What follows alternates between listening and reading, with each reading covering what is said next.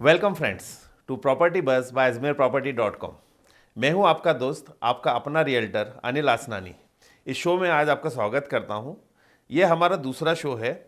आइए आज हम बात करते हैं इंडस्ट्री वेयर हाउसिंग प्रोजेक्ट्स की। आपको बता दूं, प्रॉपर्टी वेयर हाउसिंग एक ऐसा प्रोजेक्ट है जिस प्रोजेक्ट को लगाकर भारत से बाहर कई यूरोपीय देशों में कई सालों से लोग बहुत अच्छा पैसा कमा रहे हैं और अपना बुढ़ापा सिक्योर कर पा रहे हैं। अपनी एज की एक लिमिट होती है, एक उम्र तक ही आप पूरी शक्ति लगाकर काम कर सकते हैं। उसके बाद प्रॉपर्टी वेयर हाउसिंग एक ऐसा हथियार है जिससे आप बड़ी एज में आने वाली आर्थिक तंगी, उससे बड़ी आसानी से आप मुकाबला कर पाएंगे। बस थोड़ा समझने की ज़रूरत है इस प्रोजेक्ट को, क्योंकि कॉन्सेप्ट आम इन्वेस्टर के लिए थोड़ा नया है। क्योंकि हम कमर्शियल्स तो समझते हैं, बट इंडस्ट्री और वेयर हाउसिंग के बारे में बहुत ज़्यादा हमारी जानकारी नहीं होती है।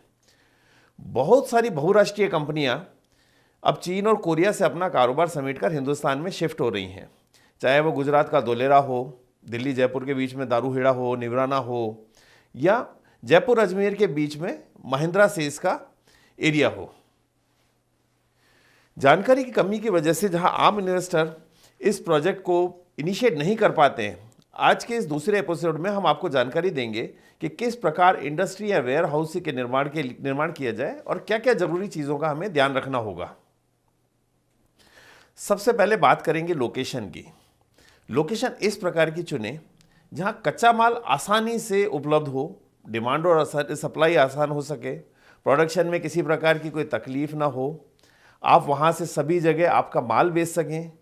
एयरपोर्ट है, रेलवे है, हाईवे की सीधी कनेक्टिविटी हो, किसी प्रकार का कोई यूनियन बाजी या कोई दंगाई क्षेत्र बिल्कुल ना हो। बंगाल का नैनो प्लांट वाला केस तो आप सभी को ध्यान हो गई। एनीवे, प्रॉपर्टी का साइज का ध्यान रखें, बहुत ज़्यादा बड़ा ना हो, जिससे अगर हम किराए पर ली है तो किराए की वेस्टेज ना हो, न ज़्यादा बड़ा हो न ज़्यादा छोटा हो, आवश्यकता के अनुसार हो। ऑफिस ज़रूर हो, मीटिंग रूम हो, रेस्ट रूम की व्यवस्था हो। अगर मैन्युफैक्चरिंग यूनिट है तो बराबर स्टोरेज की जरूर पूरी व्यवस्था देखें, क्योंकि जो प्रोडक्शन होगा तो स्टोरेज भी चाहिए।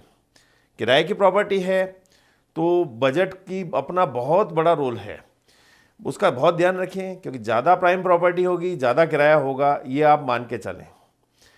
इंफ्रास्ट्रक्चर की बात करें, एंट्री एग्जिट गेट बहुत मस्ट है, पार्किंग हो, लोडिंग अनलोडिंग की पूरी व्यवस्था हो, क्योंकि आपके ट्रक यहाँ आने जाना रहेगा ही रहेगा। अब बात करते हैं किसी भी इंडस्ट्री की जान लेबर की।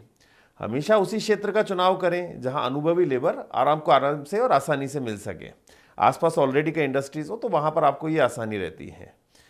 जब पावर अवेलेबिलिटी अच्छी होगी, आपकी इंडस्ट्री चलेगी, इसलिए उसी एरिया में अपनी इंडस्ट्री लगाएं या वेयर हाउस लगाएं जहां पावर की सप्लाई बहुत अच्छी हो। यूँ ना हो कि 5 घंटे दिन में लाइट आती हो तो आपका प्रोडक्शन ठप हो जाए। किसी भी इंडस्ट्री के क्षेत्र में या कमर्शियल प्रॉपर्टी की जब बात होती है तो ध्यान रखिएगा लो लाइन एरिया नहीं हो। कई बार बाढ़ भूकंप वाले एरिया में हम लोग अपनी इंडस्ट्री बना देते हैं और फिर बाद में हमें उसके साइड इफेक्ट भुगतने होते हैं। ए ग्रेड ग्राहक कंपनी कंप्लायंस के प्रति बहुत ही जागरूक होती है, वो आपका कस्टमर हो सकता है। सो हर प्रकार के आप एनओसी अप्रूवल्स का ध्यान रखें। लैंड बिल्डिंग एनओसी हो, फायर पॉल्यूशन की एनओसी हो, ये सब आप पहले ही तैयार रखें, ये बहुत ही आवश्यक चीज़ है। अगर आप वेयर हाउस या इंडस्ट्री की प्रॉपर्टी रेंट पर ले या दे रहे हैं तो आपको ध्यान रखना होगा रिफंडेबल सिक्योरिटी, एडवांस का, लीज की टर्म्स कंडीशंस आपने क्या सेट करी है उनका, लॉक इन पीरियड कितना है, रेंटल कितना है, उसमें इंक्रीमेंट का, मेंटेनेंस का कोई चार्जेस है, खाली करने के नोटिस पीरियड कितना समय दिया गया है, रेंट फ्री पीरियड कितना दिया जाएगा ताकि अपनी यूनिट बना सके, और रजिस्ट्रेशन की कॉस्ट तो बहुत ज़रूरी है, कितना परसेंटेज में कौन उसको भुगतान करेगा। कोई भी प्रॉपर्टी लेवें, एक लोकल विश्वास पात्र यानी एजेंट यानी रियल्टर को अपने साथ जरूर लेवें। अगर से उस क्षेत्र की मार्केट इंटेलिजेंस और लोकल नॉलेज होगी, और आपकी सेवा में हम तो सदैव हाजिर हैं। अब बात करें तो छोटी छोटी टेक्निकल चीज़ें तो हो गई, अब इंटरनल स्पेसिफिकेशंस भी बहुत ज़रूरी हैं कभी भी किसी भी इंडस्ट्री को चलाने के लिए।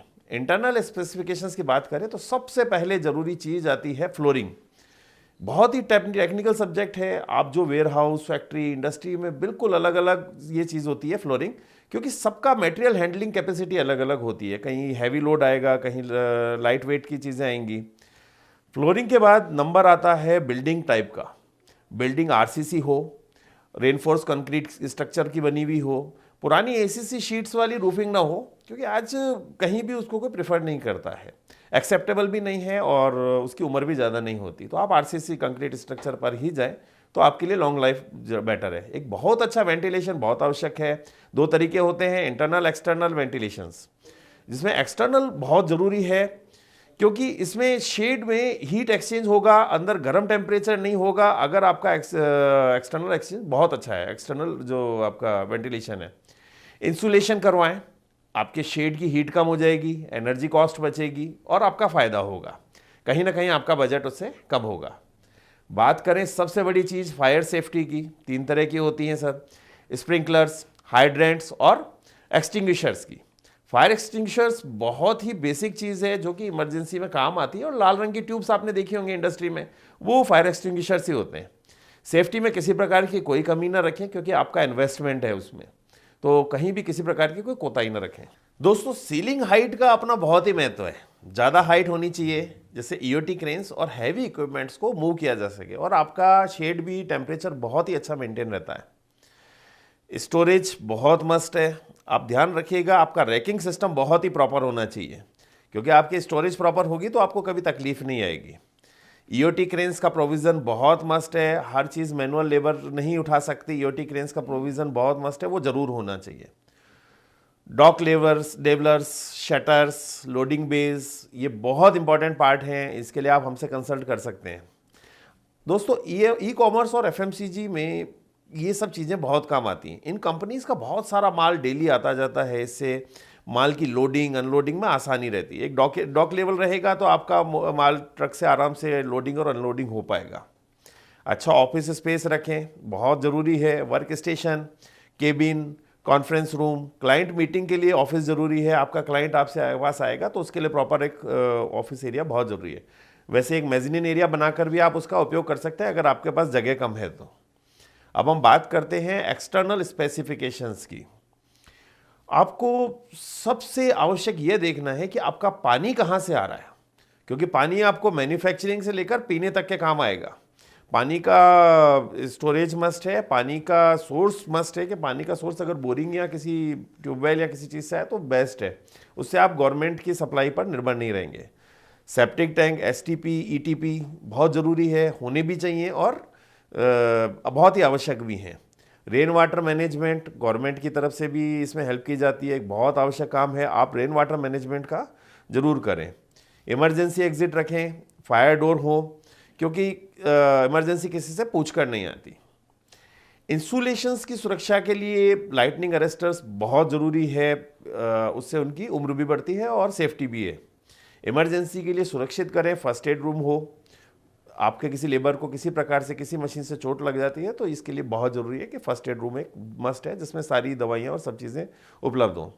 बिल्डिंग के चारों ओर एक खुला एरिया हो जिसमें स्टाफ के लिए एक बगीचा हो, ताकि अपना लंच वगैरह उसमें ले सके, थोड़ा सा प्रकृति के नज़दीक रह सके, ट्रक आराम से चारों ओर घूम सके, इतना एरिया ज़रूर हो।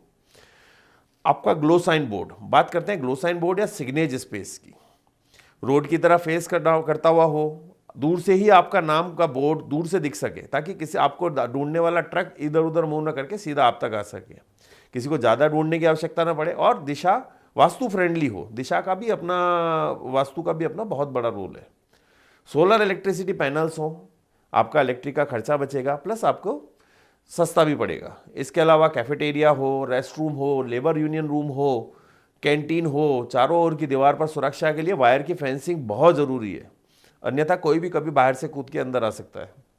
ये सब तो बातें हुई, और अब हम बात करते हैं कि जो प्रॉपर्टी वेयर हाउसिंग के लिए आपका जानना जरूरी है। आप जब भी इंडस्ट्रियल वेयर हाउसिंग के बारे में सोचें, क्या प्रोजेक्ट लगाने का प्रयास करें, तो इन सब बातों का जरूर ध्यान रखिएगा। कोई भी समस्या हो तो हम तो हैं ही आपकी सलाह और सर्विसेज देने के लिए। तो दोस्तों, आज का वीडियो आपको कैसा लगा?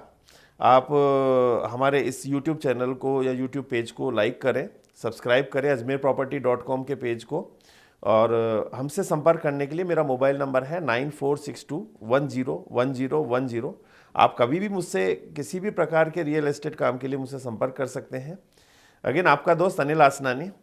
आज के इस वीडियो को देखने के लिए आपका बहुत बहुत धन्यवाद।